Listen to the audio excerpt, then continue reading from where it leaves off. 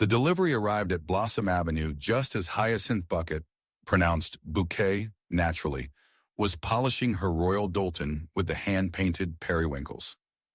"Richard!" she shrieked, her voice hitting a frequency that made the neighbor's dog rethink its life choices. "There is a parcel on the step. It's from a boutique in America. I'm expecting a limited edition porcelain figurine of a Victorian orphan." Richard, looking weary and defeated, hauled the heavy wooden crate into the lounge. He pried it open to find not a delicate orphan, but a mop-headed doll in denim overalls. "Hi, I'm Chucky," the doll chirped, though its voice sounded like it had been smoking 40 a day. "Want to play?" Elizabeth, the neighbor from next door, arrived for her scheduled 4 p.m. coffee.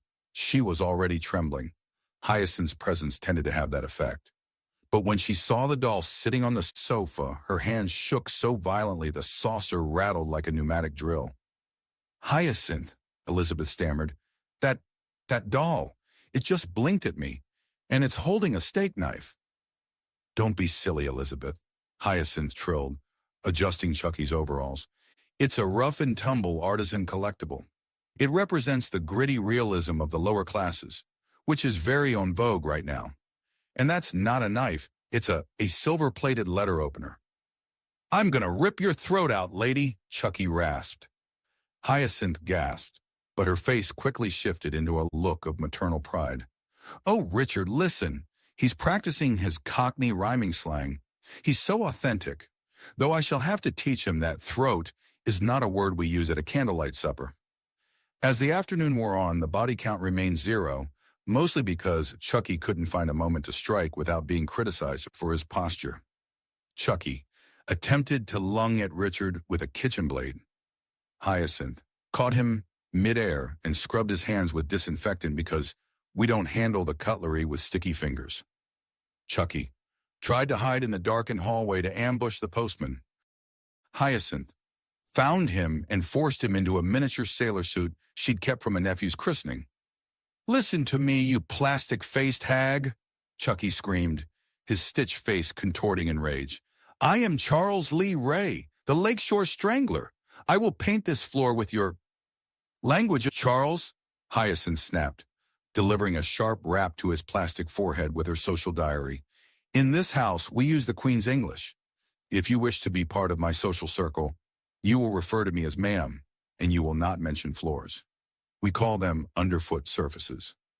By evening, the world's most dangerous possessed doll was sitting in the corner, wearing a lace bonnet and holding a tea sandwich with the crust cut off.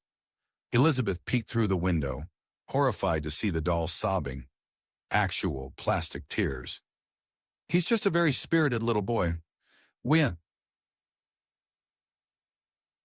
Hyacinth explained to a confused vicar who had dropped by. "He has a bit of a temper and a truly foul vocabulary, but he's remarkably good at keeping the riffraff, like Onslow, away from the driveway." Chucky looked at the vicar, his eyes wide with a plea for help. "Please," the killer doll whispered, "just call the police.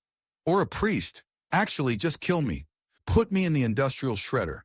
Anything is better than another chorus of 'The sun has got his hat on.'"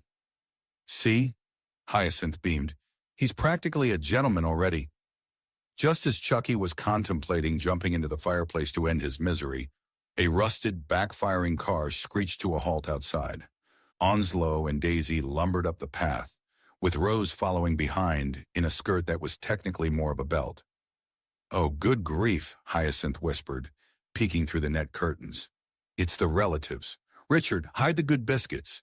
And lock the door. The one with the pristine white frame, not the one the neighbors have with the peeling paint." Onslow walked in, slumped into Hyacinth's protected by plastic armchair, and cracked open a beer. He looked down at the doll sitting on the rug in a lace bonnet. "Here, Daisy," Onslow muttered, scratching his midriff. "This kid's got a look about him. Reminds me of my cousin Wally after he fell into the threshing machine." Chucky looked up. He saw the grease stains on Onslow's shirt. He saw the unwashed hair. He smelled the faint, comforting aroma of stale chips and dog breath. For the first time since arriving in the post, Chucky's cold glass eyes softened. He had found his tribe. "Nice vest, pal," Chucky rasped, his voice full of newfound hope. Got any more of that beer? Aye, Onslow nodded, handing the doll a lukewarm can. You look like you've had a rough shift, little man. What's with the dress? She's a psycho, Chucky hissed, pointing a plastic finger at Hyacinth. She made me dust the skirting boards. She made me listen to a 3-hour lecture on the proper way to invite a baronet to a barbecue. I've killed dozens of people, but I've never known true pain until I had to learn the correct way to eat a scone. Daisy clapped her hands. Oh, isn't he lovely? He's got that rebellious streak, just like our Onslow. And he swears just like Dad when he thinks the communists are hiding in the dog kennel. He's coming with us, Onslow declared, tucking Chucky under his arm like a football. He needs a bit of helplessness and a comfy sofa. We're going to watch the racing. But he hasn't finished his elocution lessons, Hyacinth protested, chasing them to the gate. He still says bath with a short A. He hasn't even learned how to properly address a duchess. As the rusted car sped away, Chucky leaned out of the window, flipping Hyacinth the bird with his tiny plastic hand. See you in hell, lady, he screamed joyfully. Hyacinth sighed, smoothing her skirt. Such a shame, Richard. He had potential, but I suppose some people are simply born for the council estate lifestyle. Now come along, we have to disinfect that armchair before the mayor's wife arrives. Back at Onslow's, Chucky settled into a pile of old newspapers. He looked at the family dog, which was currently lying on its back, snoring loudly. Chucky pulled out a small pocket knife he'd managed to hide in his lace bonnet. Time to die, mutt, Chucky whispered, creeping toward the sleeping animal. He stabbed the dog's leg with all his might. The dog didn't move. It didn't even wake up. It just let out a long, wet fart that nearly knocked Chucky backward. Chucky sighed, retracted his blade, and climbed onto the sofa next to Onslow. He took a long swig of beer and stared at the television. He realized that while he was a soul-transferred killer, even he couldn't compete with the terrifying power of British apathy. Onslow, Chucky rasped. Yeah, kid. Pass the crisps.